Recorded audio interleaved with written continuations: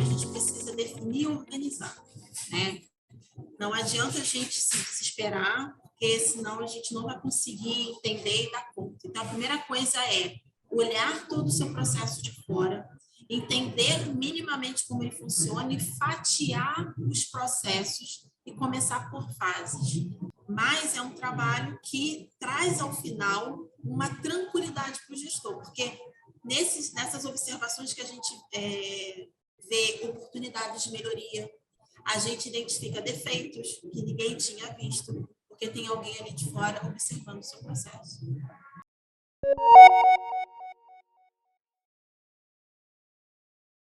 Você está acompanhando mais um Palavra de Especialista do blog Industrial da Nomos. Aqui com a gente está a Lorena Coimbra, que é engenheira de alimentos e também é diretora executiva na Foodtech, uma empresa especialista em consultoria para serviços de negócios alimentícios.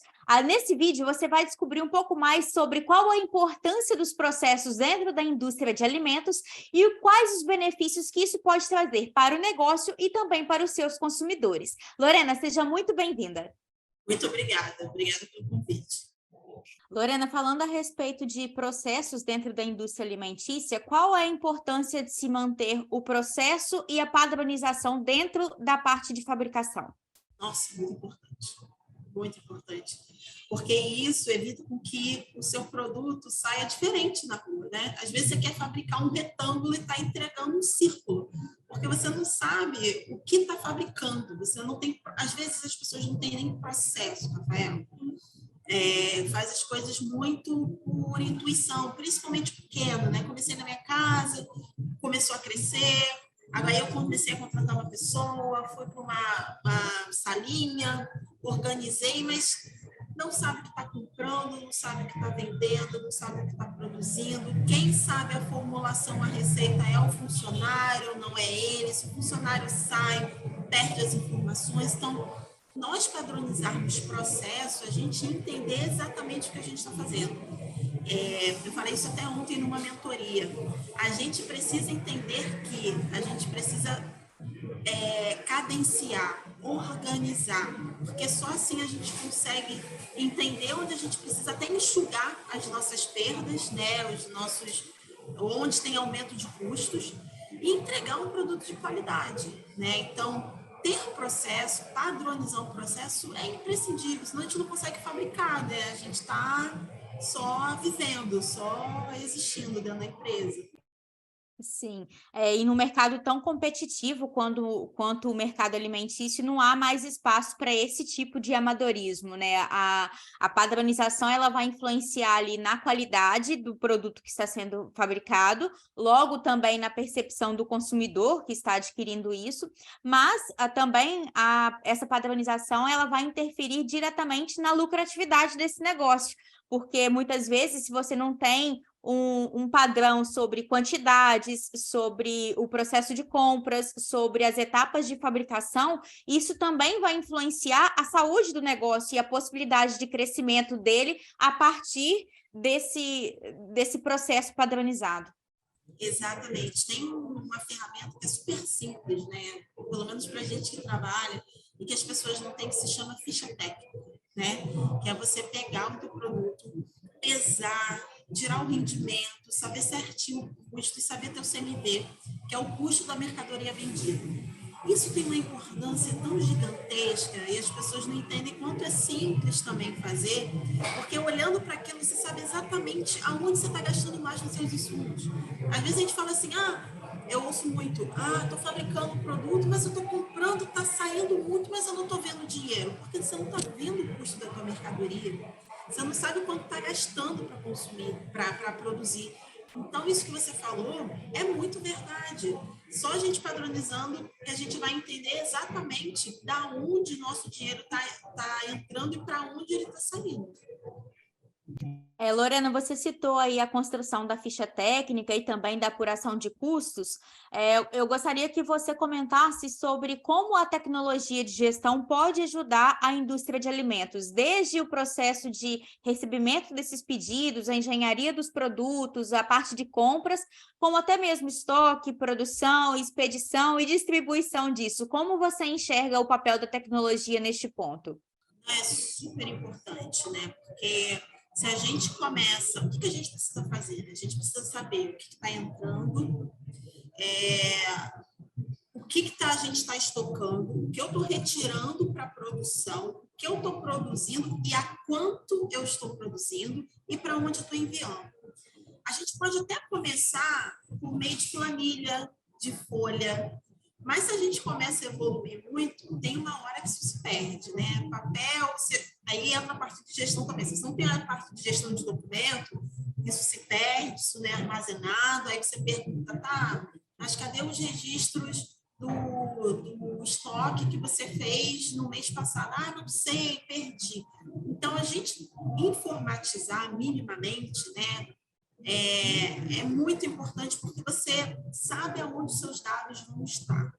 E quando a gente fala de indústria, a gente precisa saber exatamente, né? Tudo é cálculo, tudo é calculado, né?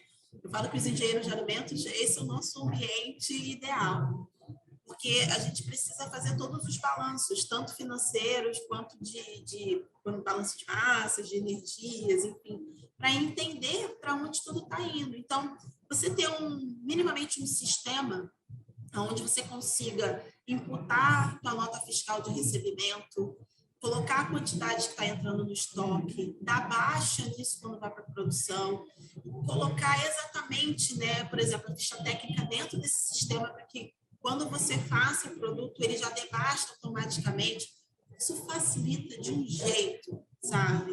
Que qualquer pessoa que depois tem, fala, nossa, era isso? Eu não precisava daquilo tudo que eu estava fazendo. Leva a empresa para um outro lugar, né? Sim, tem um outro ponto que a tecnologia de gestão ela auxilia muito e numa funcionalidade específica que é primordial para a indústria de alimentos, que é a parte de rastreabilidade, que é dar a este negócio a capacidade de localizar exatamente onde está, de onde veio e para onde vai este alimento, a partir ali dos seus códigos, que muitas vezes, a maioria das vezes é feita através de código de barras, onde ele consegue ali rastrear a parte de lote, validades, informações dos fornecedores e tudo mais. Gostaria que você comentasse um pouco mais sobre essa questão da rastreabilidade na prática dentro das indústrias de alimentos. A rastreabilidade é tão importante, não só para o processo, até para a parte de segurança de alimentos, né?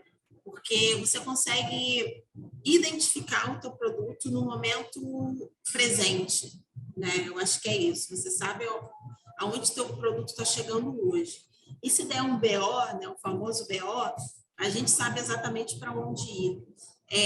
Até mesmo voltando um pouco, existe a segurança de alimentos, ela esbarra um pouco na parte de processos nesse lugar, rastreabilidade, porque existe um exercício que é necessário fazer, no mínimo, depende de como você descreve, mas pelo menos uma vez ao ano, que é um exercício de rastreabilidade de ida e de volta, né? É você pegar uma nota fiscal da tua empresa, saber aonde ela está, quem comprou, quem consumiu, e pegar um produto no mercado e entender quando você fabricou. Perceba, né? Tem registro suficiente disso, né?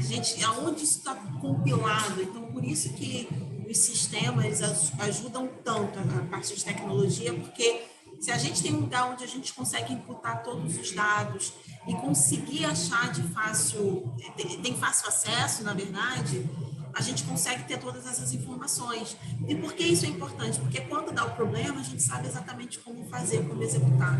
Então, a rastreabilidade é muito importante. Ela, na verdade, é pouco feita, principalmente nos pequenos e médios, né? Poucas pessoas entendem o que é rastreabilidade, quem faz são as grandes indústrias, mas eu acho que a gente deveria até difundir um pouco mais esse assunto para entender que não é um bicho de sete cabeças e que dá muito para fazer, basta ser organizado e ter toda essa parte de gestão documental.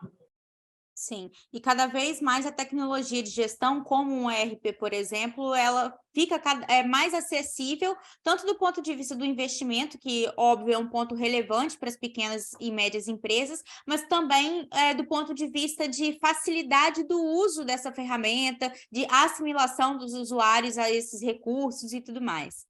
Sim, sim, é super importante, é isso, né? Trazer acesso às informações e ter elas compiladas e organizadas na hora da consulta. Então, Para a indústria, para o gestor que está aqui nos assistindo, Lorena, e ele se identificou quando você disse que muitas vezes a receita está na cabeça do funcionário, o processo de compras é feito ainda olhando ali manualmente o estoque físico. Por onde começar o processo de padronização? Qual é o início melhor que deve ser atribuído a este processo de definição de padronização dentro da indústria? você usou uma palavra muito boa, um verbo muito bom, que é definir. Primeiro, a gente precisa definir e organizar, né? Não adianta a gente se desesperar, porque senão a gente não vai conseguir entender e dar conta. Então, a primeira coisa é olhar todo o seu processo de fora, entender minimamente como ele funciona e fatiar os processos e começar por fases, né? Pode ser que algumas pessoas queiram começar pelo recebimento, porque é o início do processo. Então, ir até o local, ou o gestor vai ter que ter alguém da área para fazer esse tipo de serviço, ou eles vão ter que contratar uma consultoria, ou ter um profissional técnico trabalhando, porque vai ter que ter esse conhecimento. Porque a gente precisa estar na área, acompanhar todo o processo, documentar inicialmente esse processo através de uma instrução de trabalho que seja, que é tirar da cabeça do funcionário e passar isso para o papel, ou digitalizar. Depois disso, entender quais são as vulnerabilidades daquele processo. Depois de entender as vulnerabilidades, avaliar a severidade, a probabilidade daquilo acontecer. E se tiver um risco alto, a gente criar medidas para mitigar esses riscos. Por exemplo, né?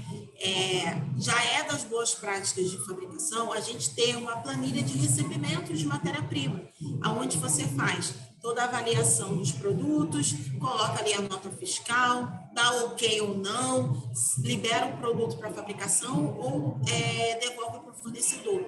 Mas isso também é importante dentro do processo, porque a gente está minimizando perdas futuras, né? Porque imagina, você faz geleia de morango, não tem ninguém que cuida do teu recebimento, recebe uma caixa de morango toda amassada. Se você não recebe, não devolve aquele produto para o fornecedor naquele momento, ou já sinaliza que tem um problema, o cara não vai querer de volta o produto, ele vai dizer que foi na sua produção e você vai ter que entubar o prejuízo.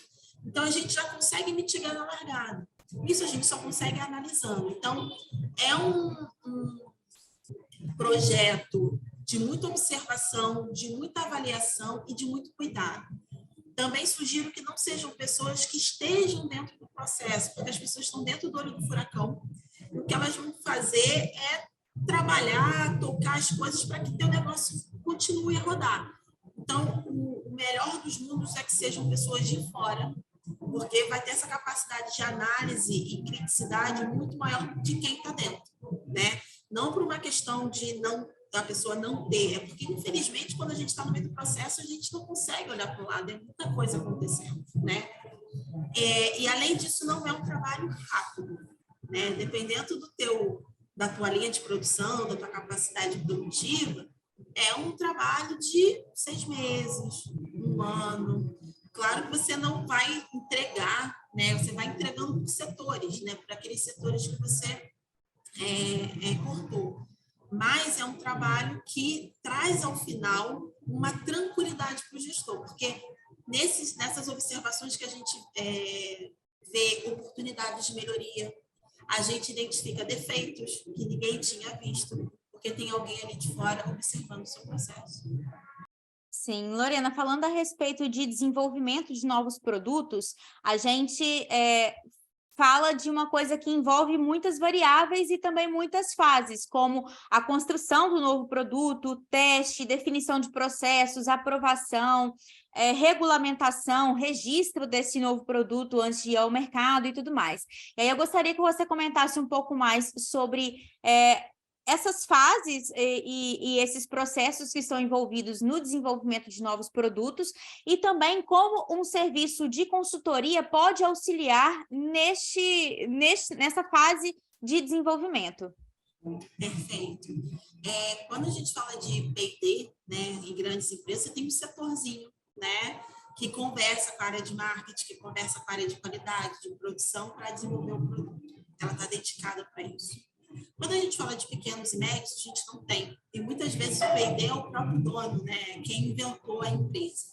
E é muito difícil a gente, quando tem um negócio, sou dona de negócio, a gente gerir um negócio e continuar desenvolvendo os produtos e os serviços. Então, contratar uma consultoria para isso, ter uma pessoa técnica olhando, sabendo exatamente os ingredientes que pode ser usado, aonde aquele produto vai ser enquadrado, já pensar a formulação para a conservação, porque isso também é muito importante. Às vezes a gente formula um produto super perecível e fala, eu quero que dure 6 meses, 8 meses. É impossível, né? Se você não tiver ingredientes adequados, não tão perecíveis, uma embalagem que seja condizente. Então, é muito importante a primeira fase, que muitas pessoas não fazem, que é analisar o mercado, né? Então, quando a gente faz, a gente sugere, nem todo mundo contrata, as pessoas às vezes já vêm com uma ideia na cabeça, mas analisar o mercado.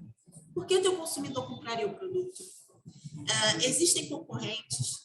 Quais são os sabores que o teu consumidor gostaria de ter? Às vezes as pessoas falam assim, eu quero fazer um bombom de limão siciliano com coco.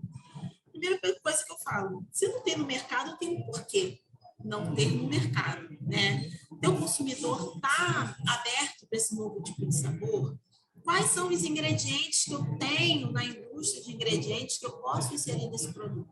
Então, a análise de mercado, a gente consegue trazer esse compilado, tanto teórico quanto também prático, porque a gente pode fazer, vocês também, entrevistas com consumidores reais para entender se isso faz sentido ou não.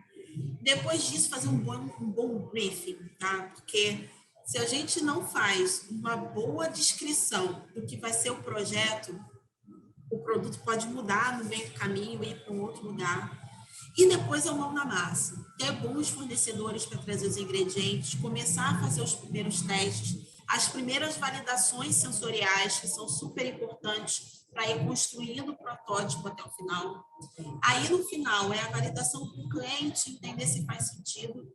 E aí vem a parte de conservação. Mas se você já pensou isso na concepção do produto, a parte de conservação é mais um teste para entender a validade mesmo do produto. E aí a parte de registro e tudo mais. Então, assim, precisa ser uma pessoa técnica, né? Porque desde o início, se você não tem alguém que te direciona, você se perde muito fácil e acaba que, infelizmente, isso acontece, os produtos acabam nem sendo lançados porque a concepção não foi feita de forma correta, entendeu que não teria ingredientes baratos no caminho, né, que fizesse sentido para a produção, e as coisas acabam nem acontecendo. Então, P&D é uma parte que eu gosto muito, porque eu gosto muito de trabalhar com criatividade. Aqui na Foodtech, quem põe na mão na massa no P&D ainda sou eu, porque eu gosto desse contato, desse entendimento da parte de inovação. E quando eu falo inovação, não é só fazer um produto que não existe, é só fazer diferente do que já tem, né? Então, eu gosto muito, mas é um trabalho, e não é um trabalho rápido também, é um trabalho que leva tempo. Sim, e é um trabalho que ao final dele, muitas vezes, toma-se uma decisão de que é um produto que não vale a pena ser inserido no mercado, e por mais que tenha ocorrido ali muita dedicação para desenvolvimento, construção e validação daquele produto, ainda assim, do ponto de vista financeiro e muitas vezes até de marca mesmo, não faz sentido aquela indústria ter esse produto no portfólio. Exatamente, exatamente. Isso é muito importante, a parte de análise de mercado, porque às vezes você nem inicia o processo, você já entende que não faz sentido e já para por aí. E aí a sua cabeça muda para um outro lugar, para um outro produto, né? Então, respeitar as etapas do P&D, eu acho que minimiza muita perda, ou minimizaria muitas perdas, porque eu sei que, infelizmente, nem todo mundo consegue fazer todas as etapas, mas já ajudaria muito a diminuir os custos. Lorena, caminhando para o final aqui do nosso bate-papo, nós tivemos recentemente uma mudança do que é exigido nos rótulos dos alimentos, e aí eu gostaria que você comentasse as principais características que devem estar presentes e aquelas que não podem ser trabalhadas dentro dos rótulos, da criação de rótulos, e que precisam ser atraentes do ponto de vista comercial, mas que precisam também seguir ali uma série de exigências técnicas e também de informações para poder dar mais clareza ao seu consumidor. Você pode comentar um pouco mais sobre isso? Claro. Rotulagem não é uma coisa fácil de fazer como as pessoas acham que é. Muitas pessoas vêm até nós dizendo, eu quero a tabela nutricional. E quando a gente vai entender, a pessoa quer uma rotulagem. E não é tão simples. A mudança ela veio para nós ficarmos próximos, né, ao que já acontece no Mercosul. E também para trazer uma forma melhor de leitura pelo consumidor. Uma das principais, né, as duas principais mudanças que a gente vê assim, na legislação tem relação com a parte nutricional, de como a gente comunica isso nos rótulos. Então, a partir do ano passado, desde o ano passado, em outubro, né, as empresas têm um ano para se adequar, algumas têm 2, depende das categorias e atividades, mas primeiro a gente tem uma lupa frontal, né, produtos que são alto conteúdo em sódio, gordura saturada e açúcar, vão ter que ter na frente, tem a quantidade dentro da resolução, agora não me recordo muito bem, porque tem faixas, né, de concentração, você vai ter que colocar isso na frente. Então, logo na frente, no painel frontal, que a gente chama, se o seu produto tiver alto conteúdo desses 3 nutrientes, você vai ter que declarar. Outra coisa também que ajuda muito o consumidor é o formato da tabela nutricional. Não sei se todo mundo tem o hábito, ainda tem isso, né? Infelizmente, o Brasil nós não temos o hábito de leitura de rótulos, mas as tabelas nutricionais, elas sempre vêm com, vem lá, tabela nutricional, medida caseira e a porção. Essa porção ela é tabelada, então cada produto tem lá, se for uma farinha, estou dando exemplo, tá, gente? Porque eu não sei de cabeça. Você usa 60 gramas para fazer o cálculo, né? Se for um doce, são 30 gramas, que equivale a 1 colher de sopa. Então, isso é tabelado.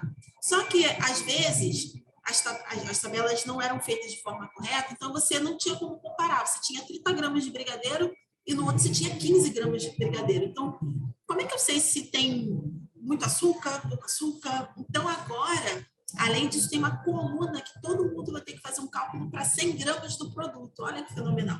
Então, a gente consegue comparar qualquer produto de qualquer categoria de modo muito fácil, né? Por conta desse novo formato. Vai se manter o cálculo pela medida, né? Pela porção, mas também por 100 gramas de produto. Então, essas duas são uma das principais mudanças. Tem muita coisa também que mudou em relação à tipografia, né, formato. Teve uma condensação das resoluções técnicas que nos ajudou muito, porque antigamente a gente tinha que consultar mais de 10 resoluções técnicas para fazer um rótulo. Agora a gente consegue achar grande parte juntas. E uma coisa que eu sempre falo para os meus clientes a gente não pode pôr tudo no rótulo. Rótulo não é outdoor e letreiro. Rótulo é você dizer o que você está vendendo dentro de um pacote, dentro de uma embalagem. Então, uma das coisas que você perguntou, o que não pode ter são alegações que não existem no produto, né? Eu não posso ter informações erradas, eu não posso ter falando que o meu produto é extremamente crocante. Em relação a que eu estou comparando, dizendo que o meu produto é extremamente crocante? Então, tem alguns dizeres, algumas coisas, né, alguns claims que os clientes, né, e as empresas querem colocar que não pode. Você pode pôr isso no teu material de marketing, mas no teu rótulo a gente tem que avaliar exatamente se pode ou não pode colocar. Então, é a parte mais chata, assim, né, porque a gente tem que olhar para a parte de regulamentação para exatamente colocar o que é permitido nos rótulos. Sim, muito bom esse esclarecimento, Lorena. Bom, eu fico feliz por você ter podido conversar um pouquinho aqui com a gente. Tenho certeza que as pessoas que nos ouviram e nos viram puderam aprender bastante sobre processos e também segurança de alimentos. Eu, em nome de toda a equipe do Blog Industrial da Nomes, agradecemos aqui a sua participação e desejamos sucesso também para a Foodtech. Obrigada, Rafaela. Agradeço demais o espaço. Conte conosco em futuras parcerias e desejo muito sucesso a vocês também. Se você que está acompanhando este material gostou desse vídeo, não se esqueça de compartilhar com seus amigos e também de deixar o seu comentário. Até a próxima!